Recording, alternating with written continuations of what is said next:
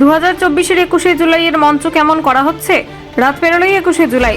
কলকাতা থেকে জেলা সর্বত্র প্রস্তুতি তুঙ্গে। ইতিমধ্যেই শহরে আসতে শুরু করেছেন তৃণমূলের কর্মী সমর্থকরা। চলছে শেষ মুহূর্তের মঞ্চ বাঁধার কাজ। এবার মূল মঞ্চের আয়তন করা হচ্ছে 52/24 ফুট। এখানেই দলের শীর্ষ নেতৃত্ব থাকবেন। নবনির্বাচিত সাংসদ, বিধায়ক, গুরুত্বপূর্ণ নেতা মন্ত্রীরা থাকবেন এই মঞ্চে। এছাড়াও থাকছে আরও একটি মঞ্চ, সেটির আয়তন 48/24 ফুট। সেই মঞ্চে বসবেন বিভিন্ন পুরসভার কাউন্সিলররা। এখানেই শেষ নয়, অপর একটি মঞ্চও করা হচ্ছে। সেই মঞ্চে থাকবেন শহীদ পরিবারের সদস্যরা। সেই মঞ্চের আয়তন হবে 40/24 ফুট। এখানে 21শে জুলাইয়ে যারা শহীদ হয়েছিলেন তাদের পরিবারের সদস্যরা থাকবেন। মূল মঞ্চতে ওঠার জন্য সিঁড়ি নয়, থাকতে চলেছে র্যাম্প, যার উচ্চতা হবে 10, 11, 12 ফুট। এবারেও থাকছে 13 জায়ান্ট স্ক্রিন, থাকছে প্রায় 4000 স্বেচ্ছাসেবক। অন্যদিকে এবার 21শে জুলাই অত্যন্ত গুরুত্বপূর্ণ তৃণমূলের কাছে। এবার লোকসভা ভোটে বিপুল জয় পেয়েছে তৃণমূল কংগ্রেস। বিধানসভা উপনির্বাচনেও একের পর এক আসনে জয় পেয়েছে রাজ্যের শাসক দল। 21শে জুলাইয়ের মঞ্চ থেকে তৃণমূল সুপ্রিমো ঠিক কী বার্তা দেন সেদিকেই তাকিয়ে রয়েছেন অনেকেই।